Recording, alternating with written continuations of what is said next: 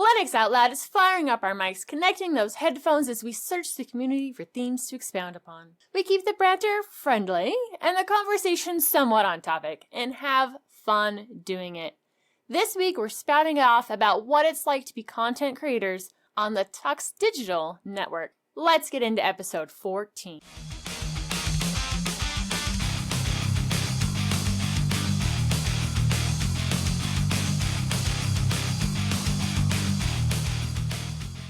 Linux Out Loud is brought to you by DigitalOcean and Bitwarden. With me today are my two super awesome co-hosts, Matt and Nate. How are you two? Fantastic. I'm doing not that bad. Matt always likes to bring me down. Nate, I only like to bring OpenSUSE down. Never mind. That's so weird. Yes, that's bringing Nate down. It is a little bit. Not too bad. Not too bad. You bounce back. I can deal with Matt's negative Nancyisms, so it's okay. It's just a realistic point of view, Nate. So what you're saying is you're more of a pessimist, not so much of an optometrist? I know that was not right. No, my optics on reality are totally correct, so I'm okay. Oh, okay. All right. He's okay. Maybe. We'll see. I don't know about that. We'll see if he has a good game recommendation at the end of the show, if he's actually in a good mood or not. Yeah, well, he did get an app recommendation from me. He does get out of the house. He does like to see the sun, so do some hiking. What was that app that I suggested, and how is it working for you, Matt? I live in a populated area, but it is widely dispersed in certain areas outside of the metropolitan area. A lot of fields, a lot of all that stuff. So the app recommendation that Wendy had given me was OnX, or OnX. This particular version is OnX Hunt. The reason I asked specifically about this version was because it has an awesome feature that tells you the difference between public and private land, and it also tells you who owns the private land, so that way you don't trespass, which is great when you go out hiking in the woods or, just any type of hunting, hiking, backpacking, however you want to do your nature exploration.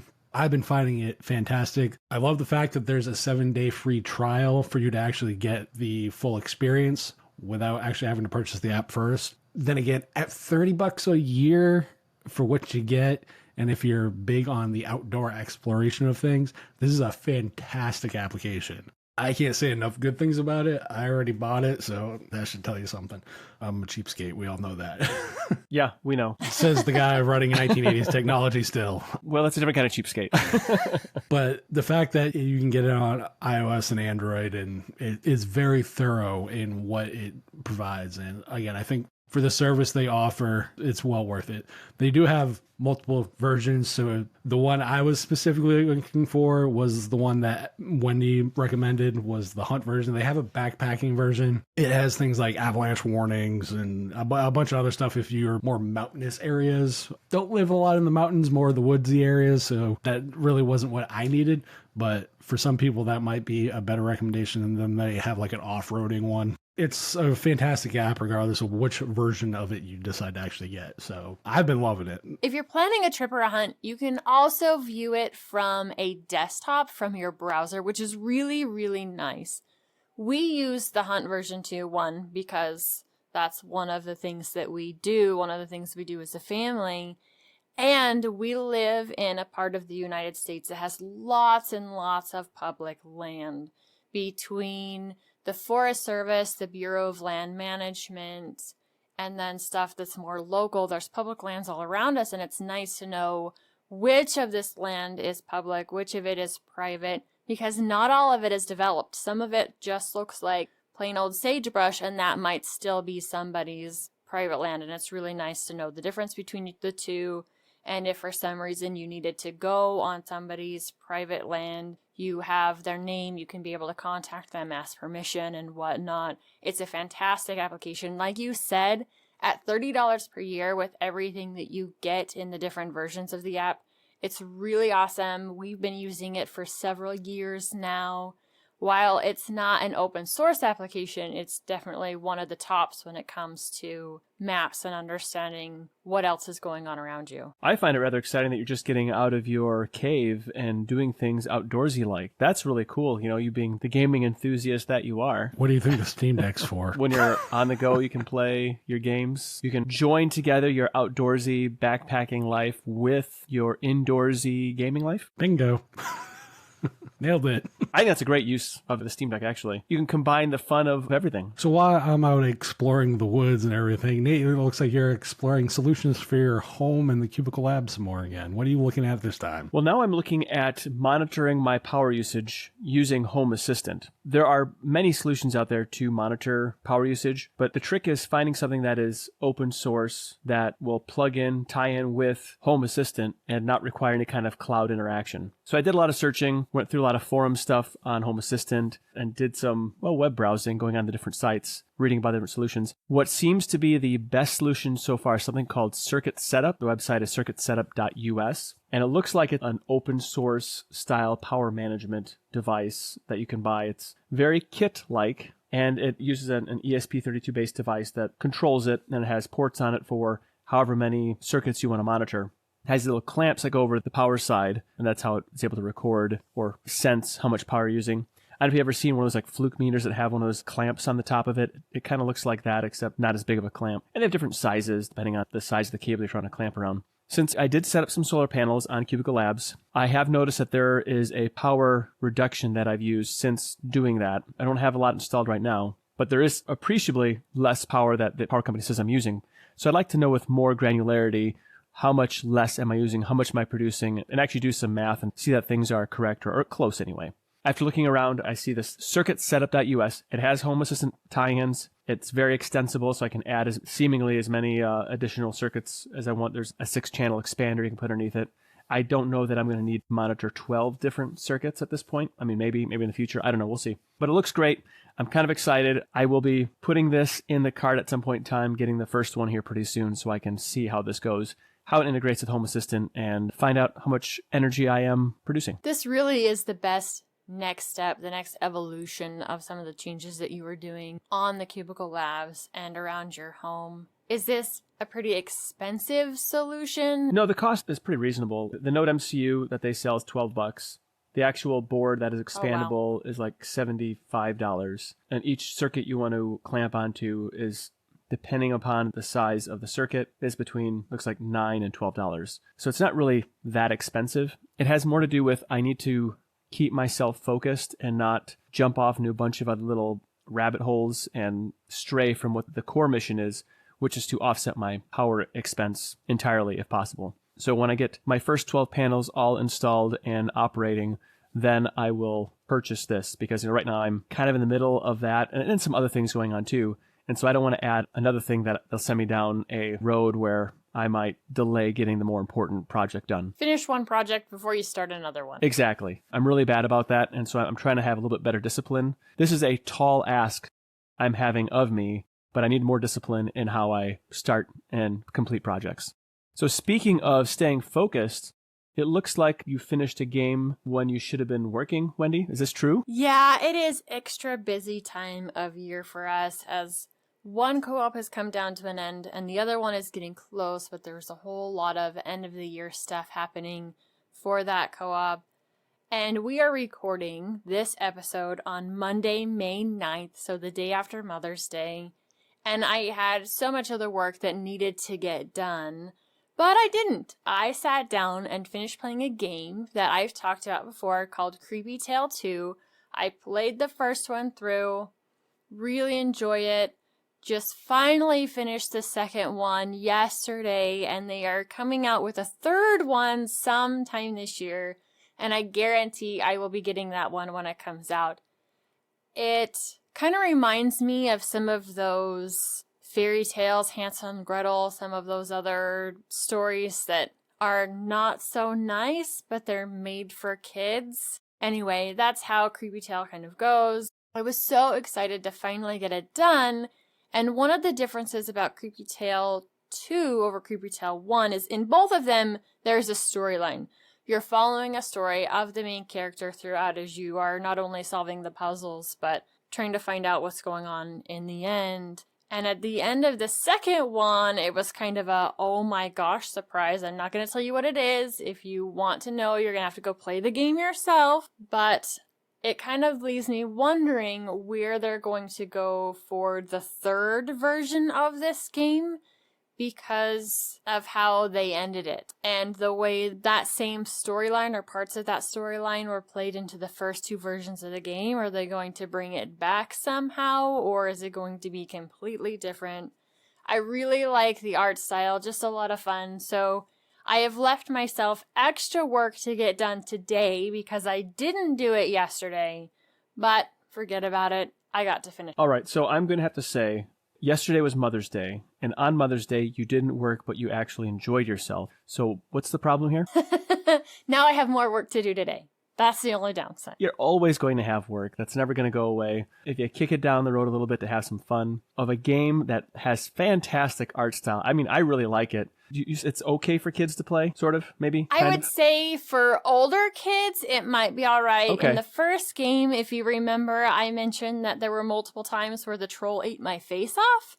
And there is a not so nice witch in both of these. So I wouldn't say that they are graphic as in some of the other games. Like, it's definitely fairy tale story-esque, but at the same time there is violence in it because you're dealing with monsters and wicked witches and that. Okay. So yeah, probably an older kid. Yeah, I can see that. After I'm watching the trailer a little bit more, it started out really nice, and then as it progressed, it kind of got a little bit... It gets dark. Concerning. Yeah, it does. The boat scene is kind of concerning. But anyway, yeah, I think that's pretty cool. It looks like a very fun game to play. Again, I think that art style is great. You know, obviously it's won some awards and excellence in audio and so forth. But it looks like a fun game. And how much is it going for? Oh, it's only $10. It's not bad, and you can usually catch them on sale. I think I got both of these games, 1 and 2, in a combo pack during Halloween. Now, that doesn't mean that it won't go on sale again between now and then, even maybe as a combination, but that's just when I happened to pick it up. And yes, it took me this long to finish it, even though I absolutely loved the gameplay. It's probably also one of them, like Candle, where I'd go back and play it again, just because remembering exactly how to solve the puzzle. Some of them do take skills, and those are the ones that I had the worst part in getting through, as my kids are heckling behind me because I'm dying again and again, and it's not because it's all that hard. I just don't have great hand-eye coordination when it comes to gameplay, which is why we all know I don't play first-person shooters. So I just want to say and sink in this moment that Wendy completed a video game not at my behest. Truth. This is one I found all by my little lonesome. I bought it myself. I played through both of the versions myself, and I'm going to be a Matt and share it with you. Well, Matt enables people to buy games. He doesn't necessarily enable people to finish games. Those are two different kind of enablings here. Nate, let's be honest, I don't even finish games. Right, see? And that's why you keep buying new ones, because of reasons. Yes. You will get no arguments from me on that one. 1 second. I need to go make sure a kid didn't just die. That's understandable. Is it though, Nate? Is it? It is. Thankfully, no kids died. Coffee pot broke, but we're all okay. Oh boy. But the coffee pot broke. Well, it's a metal one, so you can still brew coffee in it. You just can't lift it with the handle. But they broke the coffee pot. That's the important How thing. did they break the coffee pot? Well, they dropped it this morning and broke the plastic handle off the metal coffee pot. Well, then they tried to super glue it back on, and the super glue didn't hold when the coffee pot was full of coffee. Oh. And the coffee pot hit the floor and made a mess all over my kitchen floor. So now that everybody is alive and okay, they need to clean up the mess. But Wendy, they broke the coffee pot. That's the part that matters. Well, this sounds like a perfect opportunity to design and 3D print a new handle system for it. That's what I'm hearing. Ooh, I like this idea. I like this idea a lot. Good.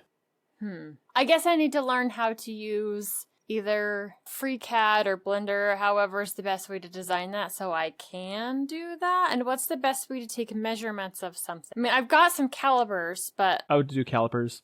You're probably going to have to go through a few design iterations to get the fitment just right, maybe. I don't know. That'd be the best way. I have a metric tape measure as well. I use that. Oh, that's a good idea. I don't know if I've got a metric tape measure. I've got all kinds of screwdriver bits, but I don't think I have a metric tape measure. I need to add that to the list of my growing tools. I also need a better way to design, or not design my tools. I need a better way to store my tools. I can't get to them as easily as I'd like to. I'll give you a link in the chat as to what I'm printing for my tools. Not tools necessarily, but containing the tools. Oh, cool. Then we can talk about that next week. Heck yeah.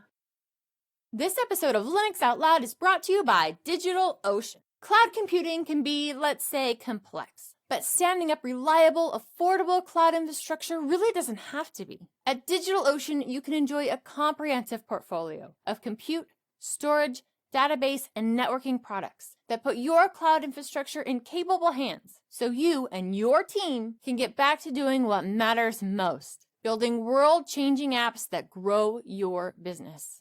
DigitalOcean also provides you with predictable pricing, robust product docs, and services that developers love. DigitalOcean helps teams regardless of size, whether you're a team of 1 to a team of 1,000 people. DigitalOcean helps your team grow with their simple, powerful cloud computing services. As a listener of Linux Out Loud and a member of the DLN community, you can get started for free. In fact, even better than free, because DigitalOcean is giving you a $100 credit when you sign up at do.co/tux2022. That's do.co/tux2022. So again, you can get started with your $100 credit on DigitalOcean's awesome cloud platform by going to do.co/tux2022. And we want to thank DigitalOcean for sponsoring this episode of Linux Out Loud. There's been a lot of super awesome changes. We went from DLN Extend to Linux Out Loud. The network went from Destination Linux Network now to Tux Digital. And that means we're going to have more awesome shows coming to the network that aren't just Linux related.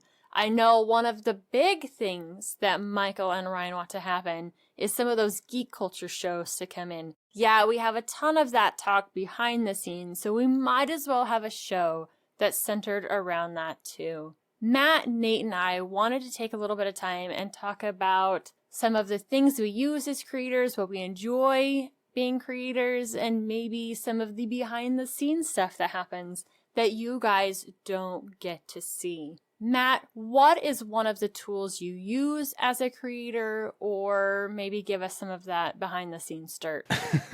So for me, it really does depend on what you're doing as a creator on the network. Are you doing video? Are you doing audio? Are you doing a combination of both? Like in my case, obviously we do this show, but I also do GameSphere. So GameSphere tends to be a combination of gameplay capture and audio, and I also live stream. So for me, a core thing that I would need to do is obviously use something like OBS. A better knowledge of what it is capable of than I generically used to, because I used to keep it really, really simple. If you look at my OBS overlays, they're starting to look like Michael's now. I think I've been working with Michael too long at this point. It's like a sickness. It really is. Except one that's not terminal. You're right, because I don't use the terminal. Well played. But you're welcome for the dad joke, by the way, Wendy. So for me, having OBS and being able to use other tools that are available across the network, Michael and those guys, Ryan specifically, Ryan is very much what most people would consider an audiophile.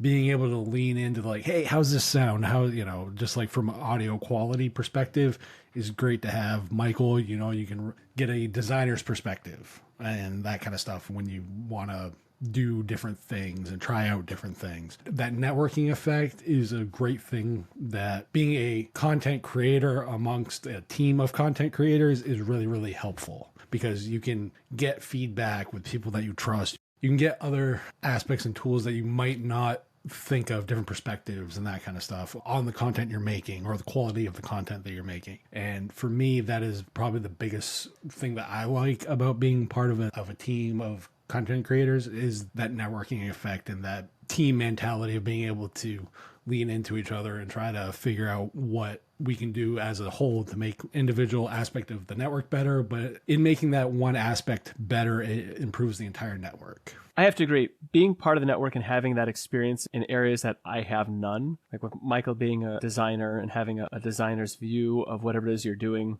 and then Ryan's audiophileness, although I haven't really tapped those abilities from him, maybe I should. It's nice to have those resources within the network to help you improve your game as much as possible. And also the constructive criticism that they give you is also very helpful, as well as the encouragement and keeping that motivation of doing more and pushing yourself just a little bit more to have better content. Yeah, absolutely. We may have different shows, but we're all still one team.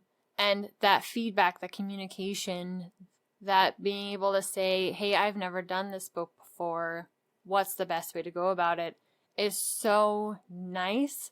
It's one of the reasons why I'm really glad I'm not doing a podcast alone, or it's not just us three. I'm so glad we're part of the team as a whole because of that, being able to bounce ideas and stuff off each other. When we were renaming, we had multiple times where not only was it just the three of us on the show, but we were pulling Michael and Ryan in, sometimes other creators on the network, and we're like, what do you think about this? Where is it going to go? And when the right name came up, it just clicked. We're like, oh my gosh, that's perfect. And it fit so well, but it took some time to get there. Renaming the show was a long process. We actually worked on it for quite a while before we even brought it to the listeners about it being an idea to do so. Like, as a behind the scenes aspect, I mean, we started talking about name change and everything else after we felt that we kind of outgrown that Deal and Extend brand. We were talking about that around like,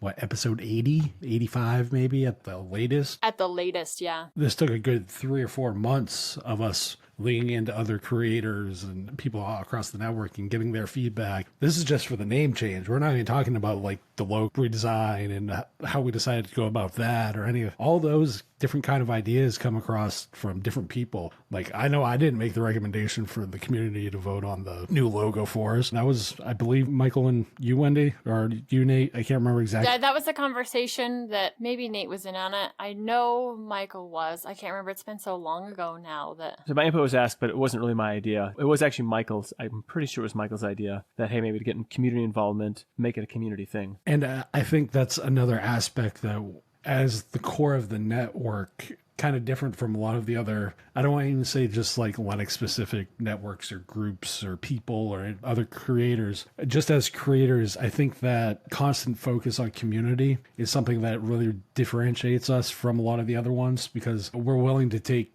constructive feedback.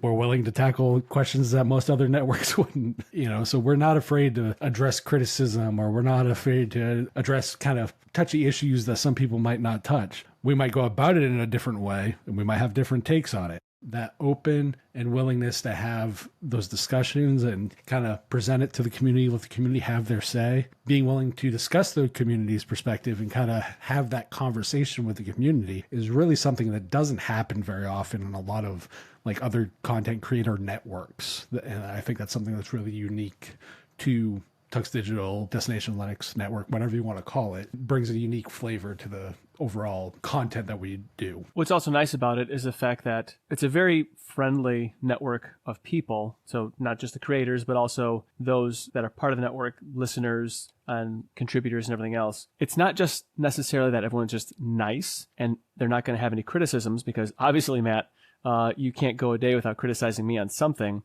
But it's honest dialogue that we can have about numerous things, and it's not emotionally charged for the most part. People are decent to one another here, which makes being a part of this network as a creator much more, I would say, relaxed. We can truly be ourselves, and that's great. Yeah, they even get to see the side of us, the back behind the scenes that we don't necessarily get to portray on the show. It is probably no surprise to a lot of people that my sense of humor isn't conducive most of the time to the G rating that we want the network itself to have. We want it to be family friendly, but some of the backstage stuff is sometimes a little more playful, a little bit more fun. That's one of those behind the scenes moments that you guys will get to hear about here right now, but you won't necessarily get to see on any of the shows just because of the finalized product that we want to put out. And it's nice to be not only co-creators with everybody on the show, but to feel comfortable enough with the crew that you can just kind of open up, be yourself, and everybody gets along and we have a good laugh and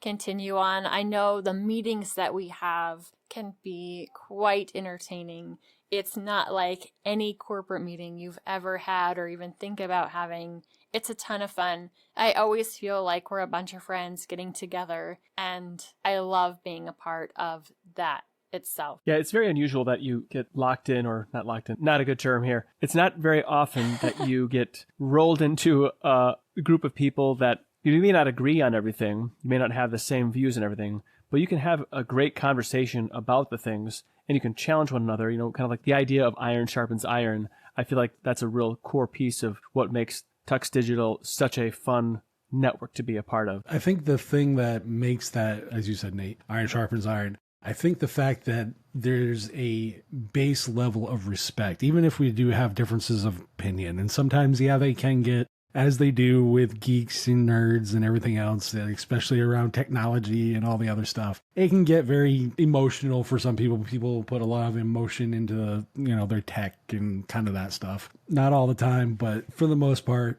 we have a baseline level of respect, even if we have differences of opinions with people. And I think that's another thing that kind of makes the network a little bit different too. We don't want think tank mentality of conformity mentality when it comes to the network. We want people to bring their ideas and perspectives to the network because they have a unique perspective and a unique outlook that other people might not think of, or, an approach to technology or an approach to Linux that is going to be different than somebody else's, As an example, I'm a GUI person. You guys are more of a CLI terminal people.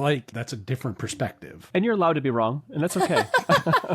And you're allowed to be wrong that OpenSUSE is a good distro for beginners. So, Right. Except I'm not wrong. Go use the Wi-Fi installer, and I'll just leave it at that. But anyway, stuff like that where we have the playful differences of opinions. We have the sarcasm, but you can tell that behind it, there's, Nate, don't fall over in your chair. There's a baseline level of respect. And yes, I mean, even as much as I playfully joke around with Brian and Michael, I do respect them and their opinions and their takes on technology, even though when it comes to some of the privacy stuff, I might disagree with Ryan. I might disagree with Michael on some of the technology stuff. But at the end of the day, I do have a baseline level of respect for their approach to where they're coming from. Right. And I didn't have to fall out of my chair because I have a standing desk. So just in honor of that, I tripped over my feet. Perfect. Oh my gosh. I'd say the best part about being a part of any community or a network or whatever is that difference of opinion and being able to separate the opinion from the person. If you are able to look at something objectively and see whatever it is for its merits, even if you don't agree with it, even if it grinds you a little bit, it's good to, stretch your own maturity. And I really feel like Tux Digital, this whole network of people, really forces you to stretch your maturity in how you interact with one another. It's really difficult sometimes, like for me, because although I come across as being more genial than not, I am a human. I am prone to making mistakes because all humans make mistakes, and having a community that can recognize that we're not all perfect people is great. It's very encouraging because you don't have to be perfect all the time. You don't have to be, zero defect, but rather we can celebrate each other's defects, like, Matt's inability to understand how Wi-Fi works, and still find their input to be valuable. And I don't have to think of Matt as being, a technological noob because he doesn't understand what WPA is. And we can joke about it afterward. And it's not a big deal. It's not, nobody gets their feelings hurt because Matt doesn't have any. Wait a minute. My feelings are hurt right now. I am totally left out of this conversation. You've never complained about how easy it is to set up Wi-Fi, so... No, I haven't. And we agree on the use of CLI. So that's another thing that we have in common. I have used OpenSUSE before. While it is not my Linux baby, I don't dislike it to the range that Matt does. Well, actually, I don't dislike it at all. I just find other distros fit my needs better, but that's beside the point. Every once in a while, we get a chance to gang up on Matt. Oh, like probably one of my favorite episodes since we changed names. The one where it was trolling Matt like almost the entire episode. It was so much fun. And based on the numbers from listens, our listeners kind of liked it too. That's because Matt is the ultimate troll. Trolling the troll. It's enjoyable for everybody.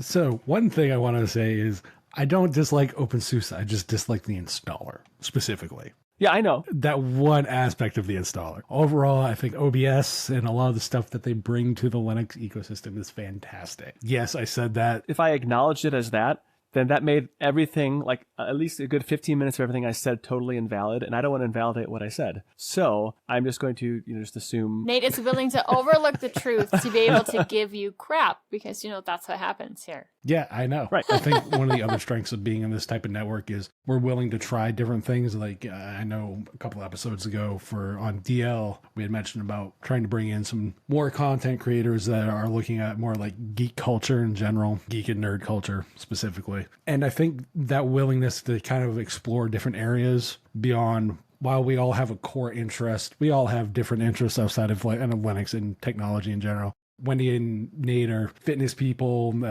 Nate, you're into CNC and retro tech and all the other fun stuff. It's a wide range of interest that we have outside of just Linux. Yes, the core of the network is all Linux, but there are so many other areas that we have hobbies and interest in. It's not even, and I think that's a great thing to demonstrate that just because we have one hobby or passion doesn't mean we don't have areas in others. The network lets us explore maybe those other areas, and maybe somebody will find those just as interesting as we do. I know for me, my big thing is video games. So, hence I do GameSphere. That willingness to explore and that willingness to embrace creators' creativity, I think really speaks volumes to the network. Linux is the glue that binds all the nerd hobbies together is kind of what I see. Yeah, and we've already had some fun exploring different things. Like Matt was bringing up with GameSphere, it's not a Linux-only game show. While yes, it is a main highlight of GameSphere. Does this work on Linux? How well does it work on Linux? But he also brings other platforms in, different styles of games, which makes it more encompassing because just like Matt has different interests, so do other listeners of the show. And having the name change for the network just seemed as obvious as the name change for this show, because we already have something like Hardware Addicts, where Linux is brought up very, very rarely. Like, we really focus in on the hardware itself for the most part, and we have a ton of flexibility on this very show. Yes, the meat of our content typically is Linux related, but our intro section, our host related intro section, is all over the place. I spent one episode just talking about my battles with contacts. Now, is that tech related at all? Maybe a little bit, because there is technology and stuff that goes into making them themselves. But as a person who uses a computer all the time, I'm not the only one out in the community that is dealing with that battle. And it's one of the reasons why I add so many timestamps in the bottom. Because if you hit a conversation like that one where you're just like, I'm just not interested in, you can easily jump to the next section of the show where it's something that you are more interested in, because there's much more content, different types of content later on as we're going through. It does make editing this show a lot more difficult. This isn't the only show I've ever edited, but because of our very free-flowing nature of this podcast, it does take a lot of time for me to edit it each week and get all those bits and pieces out. And that's one of the things that people don't see. But if you would like some extra behind-the-scenes information, make sure you're following me on Mastodon. The episode last week got out late. We were having an issue with Fireside. Now, we upload the podcast to Fireside, and Fireside delivers the podcast out all over the place to lots and lots of different podcast applications. And it's just so much easier to have one main source than doing that upload time and time again on multiple different platforms. Well, that one platform that sends the podcast out everywhere had an issue last week. I made sure, because it drives me nuts not to release the show on time. I can't explain to you how much it bothers me for the show not to drop at 5 a.m. Mountain Time every single week. Well, last week that didn't happen because of the issue, and so that's where I was able to share with everybody who follows me on Mastodon, hey, the show's going to be late, this is what's going on. And so if you want to keep in touch with some of those behind the scenes things, stuff that's going on, that is probably one of the best places to do it, because that's where I share those little notes. I also drop the extra on my Mastodon page. So there's the YouTube channel and then the extra YouTube channel where I'll drop some clips. I upload the clip directly to Mastodon too. So if you don't want to find it on YouTube, that is a great place to come get a little snippet of what's coming up in that show before you listen to the whole thing. It's like a teaser, the highlights. That it is.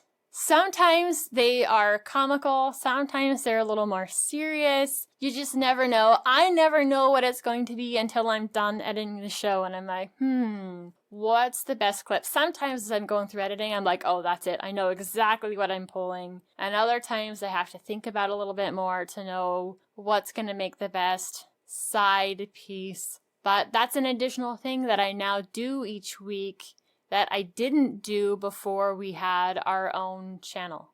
We are working on Odyssey. We've had a lot of issues getting all of that stuff to upload. I promise it is in the works. Not sure exactly what the issue is, but the auto pull from YouTube to Odyssey hasn't been working. But I know a lot of people who would love to see the waveform version, but not want to do it on YouTube. I promise that's coming.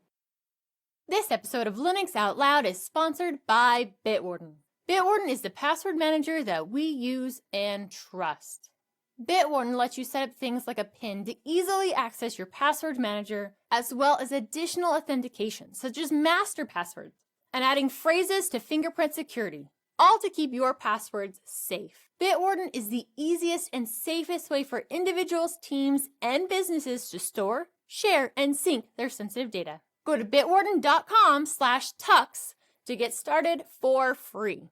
Say you want that premium account that starts at just $10 per year. What comes with that? 1 gigabyte of encrypted file storage, 2-step login with YubiKey, U2F, and Duo, built health reports, TOTP authenticator storage and generation, plus priority customer support. Make the smart move like many in the community have and go to bitwarden.com/TUX to get started for free. If you're like me though, you want to show your appreciation for this awesome open source project by signing up for that premium edition, especially since it starts at just $10 a year. Thanks to Bitwarden for sponsoring this episode of Linux Out Loud. We had some game talk earlier on the show, but now it is Game of the Week. I am familiar with this game and super excited to talk to you about it. Tell us the game of the week, Matt. So the game of the week is Ace Combat 7 Unknown Skies. It's an arcadey flight sim. There's really no good way to put that. Pretend countries and you get to fly around in insert country of jet here kind of deal. F-22s, stealth bombers, A-10s, some Mirages, Israeli stuff, Russian MiGs, and take your pick. You got to fly around and have dogfights and missile fights and all the other stuff in a big open world. So that's generically the game. It does have a VR component, and this is the part that Wendy is more familiar with. I know this is one of her games her husband has played. I have played this top to bottom on Linux, so the entire story mode, multiplayer, everything works. Currently retried it on Steam Deck. It's verified. I can verify that it does work. Everything works. My biggest gripe with this game, though, is probably if you can unlock everything, it just takes a really long time. The DLC season pass stuff is going to add about another $30, give or take, to the game if you want like all the DLC stuff, which its current price makes it about an $80, $85 game. That one I take a little issue with, but in fairness, you can usually find this on sale pretty cheap. It's been part of Humble Bundle multiple times. You can usually find it for under $25 when it goes on sale, and that includes the season pass. So it depends on where you want to complain about it price-wise. Fun game. Beautiful game, not going to lie. I can't speak to the VR component, though, Wendy. You might be able to speak more to that than I can. I have only caught the VR component in passing. Now, this is not one that you can play with the VR hand controllers. You have to be playing with a gamepad. So that's how my husband's played it in the past. But the coolest thing about it, as you're flying with the VR headset, you can look down over the side of the plane and see the water, the land that's below you. You can track the planes better as they're flying overhead because you can just move your head as your plane is continuing the exact same direction. So my husband was playing it. He was sitting in the computer chair a little ways back, more towards the middle of the room. He called me and he's like, hey, you have to check this out. This is really, really cool. So my mistake was not going and finding a chair to stick next to him or whatever. I just stayed standing right behind him so that everything would be in line. I put the headset on, and then as we are flying through the air at very, very fast speeds and game speed, I am standing there as we're flying, looking down over the side of the airplane and up at planes that are flying past, and that was a bit disorienting. But I have to say the VR mode for this is awesome. We were using that on Manjaro. That is the distribution that I'm running right now where VR currently works on. I've only been able to get VR to work on my system while pulling in some extra components from the AUR, specifically several open source VR drivers. I will drop them into the show notes so you can get a list of what I have installed on here. Now, I believe on some others, the one I've seen it the most notably is Ubuntu, where everything is kind of pre-built in, pre-packaged. So once you install SteamVR, it says you're good to go. I don't know. I haven't tried that out. I know for our use, I have had to pull in those extra drivers in order to get VR to work. But if you have a headset, I highly recommend playing this game in VR mode. It adds another layer to the gameplay. I think it looks really cool. I watched the trailers, I guess if you want to call it that. The highlight reels or whatever. It looks like a real fun game. The graphics look amazing. This is a far cry from the last time I played a game like this, which was called FA-18 Hornet. And it was on the Commodore Amiga like in 1993. So I'm sure, well, I can tell you, the graphics look a lot better. The explosions, the destruction, the dogfights, the way the light reflects off of the planes and so forth. Super cool. Absolutely. If you're super interested in games like this, go ahead and pick up the game at full price. I know we didn't at the time. We had the Humble Bundle subscription for games, and that's how we picked up this game ourselves. But it's one Magneto has thoroughly enjoyed. Though in fairness, the fact that it's Magneto, I'm surprised he hasn't actually caused anything to crash. You mean besides this plane? Be it the plane or the actual hardware. Well, the plane has crashed. I have definitely seen that happen, but the system hasn't crashed while he's playing it. Thank goodness. While I'm busy making game recommendations for people to try, you're busy actually building things and doing things so you can not destroy, but gather instead. This is true. I have been working on designing the racking structure I'm going to use for putting up the panels I purchased on top of Cubicle Labs. The main part of the building is pretty close to a flat roof. I can point the panels any way that I really need to, which is, of course, going to be south-facing for here. I was having a little bit of a hard time figuring out exactly like the height, the width of how I'm going to do this. I'm going to build them so they work well with the roof angles and so forth. So as of this morning, I started it days ago, but as of this morning, I have a plan in place. I do have to kind of work on some of the dimensions to make sure that my angles are correct. The tilt is right for the panels, and therefore the structure below it is also at the right angles and lengths to make it all fit nicely. I'm hoping by the next time that we talk, I will have 12 panels up and producing electricity for Cubicle Labs, and just a little bit less reliant on the electrical infrastructure that I am right now. I don't have battery backup yet, so I can't take advantage of that. I should say I don't have a building-wide battery backup yet, but I'll work on that solution in the future. This week, I will have something substantive in place in a permanent setup. What kind of batteries does it take to have a battery backup for your solar panels? Typically speaking, the most commonly used right now are either some sort of lithium iron phosphate battery packs or deep cycle sealed lead acid with the active glass mat, I think is what it's called, or AGM, something glass mat anyway. Those are the two most commonly used. You can't use a regular car battery. Those are for high amperage output, but you can't fully drain those, otherwise they break down pretty quickly. That's what I'm looking at doing right now. I don't have a solution yet, and I've been looking at a lot of different things, a lot of different options. There's some really awesome commercial grade options, which are in the tens of thousands of dollars. that I do not want to spend.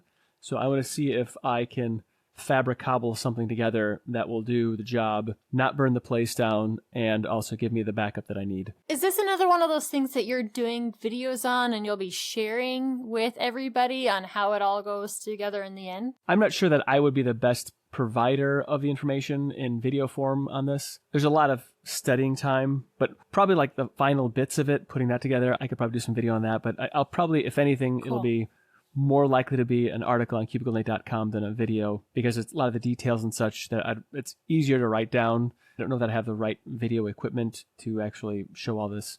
Doing maybe like a tour of it at the end, but probably not the building process, Right. but maybe something at the end I could probably do that would answer those questions. There's so much information out there. I don't know if I'd be adding to the noise or if I'd be adding to like a simple solution for other people. But for me, it's a simple solution that I know I can initiate when I get the backup battery solution piece of it fixed, so I can have a true solar hybrid system. Definitely will be well explained at some point in time. Looking forward to it. Believe me, I am too. Wendy, my understanding is your 3D printer is hitchhiking. It's looking for a new home. Is it upset with you? What's going on? It's not upset with me, but I'm a little upset with it. Okay, let's backtrack just a little bit. Last week when we talked, I was having issues getting adhesion, and I have solved that problem with the glue stick trick.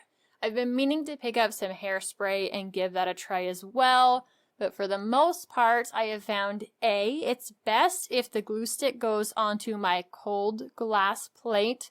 If I already have my glass plate warmed up to temperature, it melts it just a little bit too much in the process before putting it down, and I just don't get quite the adhesion.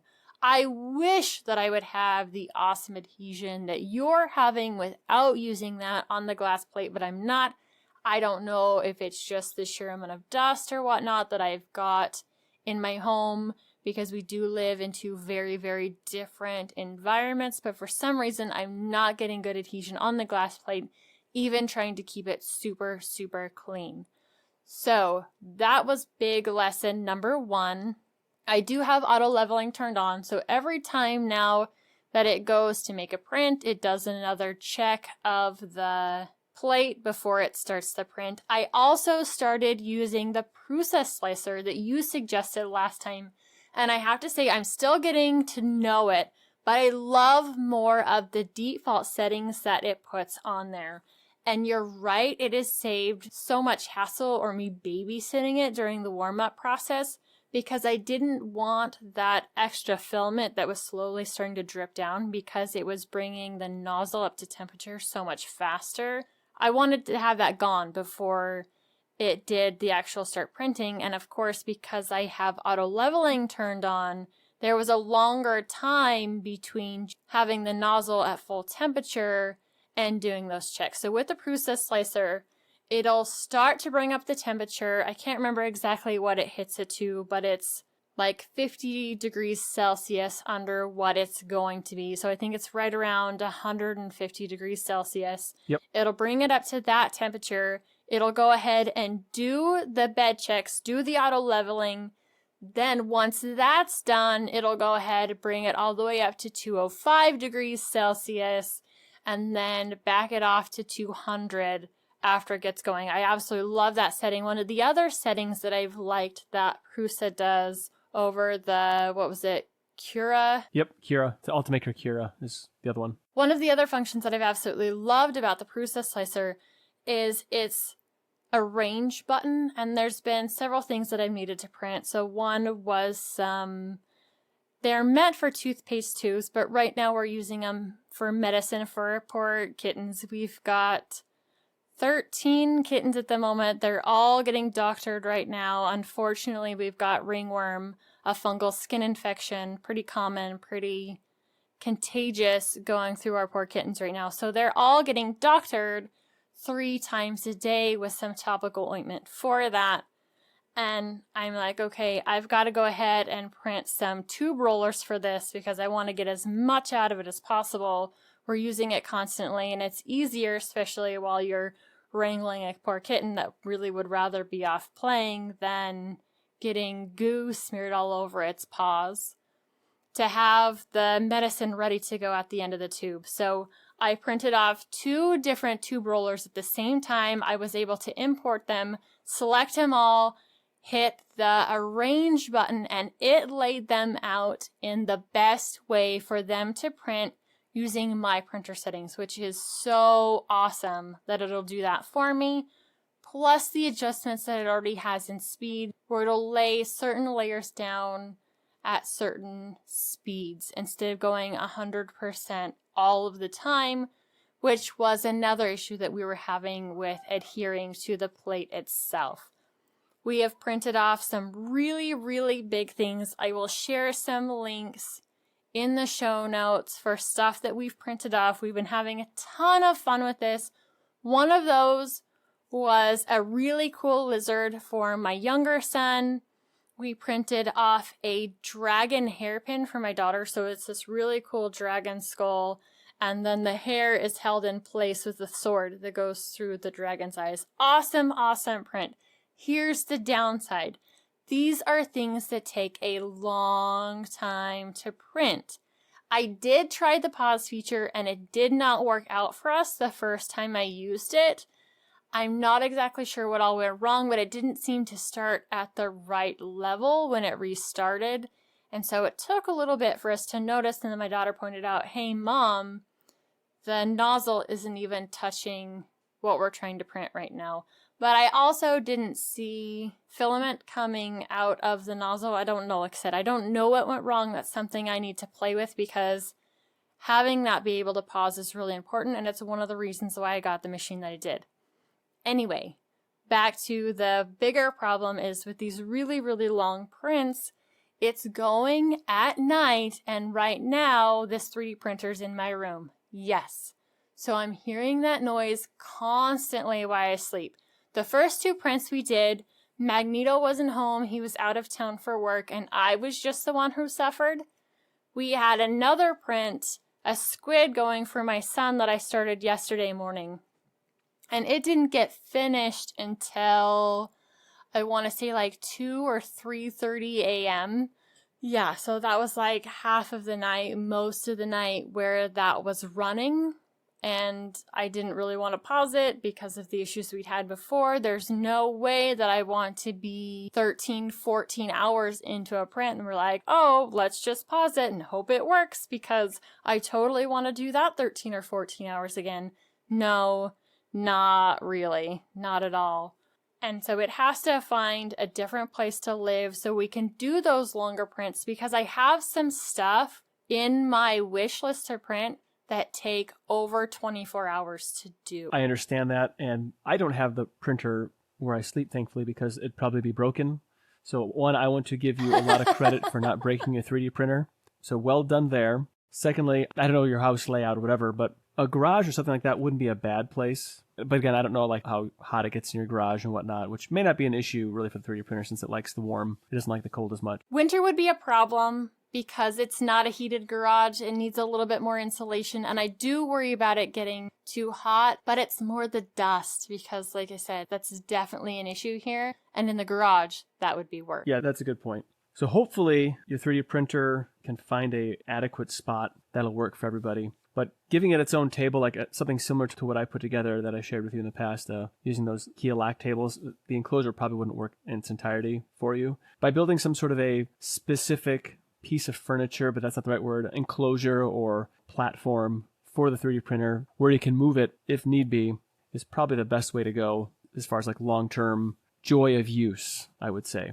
Because you don't want it in the way. There might be some periods of time where you're not using it as much, and something that doesn't get use could end up being a shelf for something else or whatnot. So right. Finding a specific place, keep it clear so that it doesn't start gathering things or clothes. Yes, and clothes not so much. I'm not so really worried about clothes being put on it, but definitely other things like papers or whatnot that could just casually get tossed on there by not only my kids, but I am totally bad for that myself. So yes, I want to be able to keep it clear. I love the idea of building a specific structure that is just for that. We have a spare room and it's kind of the catch-all. So yes, it is where guests will sleep occasionally, but other than that, it's really the storage room. It's where a lot of my extra computer parts are, where I store all of my photography stuff, the sewing stuff, like everything gets put in that room. And right now I'm kind of wondering if maybe that isn't the best place for the 3D printer right now. When we get done, I would like to start another print, but I really don't want to start it where it's currently at. So that's one of the options, to go look in that space, see if there's something that I can't do with it to get by until we have that specific enclosure built for this 3D printer. Yeah, that sounds like a good place. I mean, a sewing room is something where you make or fix things, and it seems like a 3D printer is something where you make or fix things too. So it seems like it'd be a good fit, but I don't know the size of the room. I mean, I'm on board with that idea. Not that I'm going to be lifting a finger to help you out, but that sounds like a good place for it. But you know the struggles, you know how loud they can be. Yep. Can you imagine sleeping with that? And for me, it's not so much the noise. Yes, the noise gets to be annoying as it's moving back and forth. My husband last night, right around like 1 o'clock in the morning, commented on it sounds like an old computer that's trying to run. So you think of like those old floppy disks, that sounds that it makes. Yep. It's like, that's kind of The what seeking. it sounds. And I'm like, yeah, exactly. And so hearing that constantly for hours while during the day and I'm doing other stuff, I really don't notice and I don't mind. But I'm a pretty light sleeper anyway, and so it doesn't take much to where I'm awake. But the light that comes off of the panels and all of that definitely affects me way more. I was able to put up a board around it last night with help with that. It has to find a new home. This is working, but it's not really working. And if it does want to survive, if I do want to get all the prints done that I want to do, it's time for it to find a new home. If it wants to survive.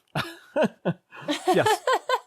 I want it to survive because it's a lot better than mine, and you got to keep printing. It's an awesome printer, absolutely. It's a very awesome printer. It's got lots of features I'm still learning. There's lots of things I need to learn about the slicer. And you brought up a new project for me that I need to start working on so it can't die. I can't break it. I can't have one of those 3 o'clock in the morning fits where, shut up, I just want some sleep. So it's got to move. Right. It's just got to move. Keep in mind that I believe there are some options where you can mount some of those Gridfinity contraptions right onto the printer itself. We can use like T-nuts in the slots there. Yeah. Just start browsing around, look at some of the options, and you're probably going to get stuck. It'll send you down a rabbit hole for a while, so I apologize for that. But once you get out of that rabbit hole, you might thank me. I've already started diving to that because I knew that was one of the first things I want to do is get an enclosure made for this. We're not currently printing anything using ABS, but I know it is stuff that I'm going to want to use in the future. And it's another one of those things where it'll just help the overall quality of the print in general to have it enclosed. It'll help keep it from being used from stuff setting inside of it. So it's definitely on the wish list. It's already something I've been diving into, and there's so many options because this printer's been out for so long. Yeah, it's going to take me a little bit to figure out. It is a hole, but eventually we'll come out with a plan, and I'll let you know what that is when I figure it out too. Having an enclosure will also help with your dust management situation as well. It does keep some dust off of it. I mean, I have to dust the top of mine. It's not all that dusty here right now yet. With summer coming, it's going to get dustier. And I'm appreciating the fact that I do have an enclosure around it to reduce some of that. I'm going to have to do, and I've seen some ways to make some additional changes to it. One of the things that I have to watch out for on my particular model is I do have motors or bars out the side. So that leaves this gap that you either have to build around or leave open, because my particular printer, the bed moves in the Z axis and the print head moves in the XY axis. So I've got some additional motors up there on the top and on the side that have to be accounted for. Though it looks like some people have been able to make some adjustments to tuck some things in a little bit differently to make that overall enclosure design a little bit better. It's really going to take some time and research, and because I have that dust issue, I really don't want to leave those gaps open on the top, on the side. I mean, when you think about it, when it starts printing during that adhesion phase, it's going to be up in that open air gap. And I'm kind of worried that if there's anything that I'm printing that's a little more susceptible to breezes and whatnot, it's just one more place where we could end up with a problem in the end. So there is some definite work to do in order to make this enclosure work right for our environment and our house. Now it's your turn to toss in your 2 cents on today's topic. Hit the discourse form, drop us a line under this video, or contact us on the contact form, and this is the last time you'll hear this, dlnextend.com/contact. If you'd like to hang out with us on our preferred social media, see the links in the bottom of the show description. Like I mentioned before, if you want any inside stuff, what's going on in the show, you're gonna want to check out my Mastodon page for that. Find other awesome shows like Hardware Addicts, GameSphere, Linux Saloon, and more at tuxdigital.com.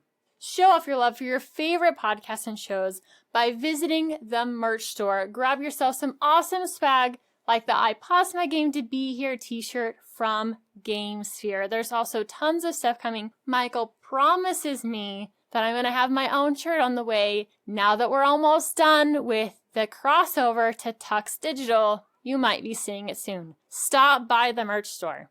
As always, we thank you for joining us. We'll be back next week with another awesome episode of Linux Out Loud. Until then, keep the banter friendly, the conversation somewhat on topic, and have fun doing it.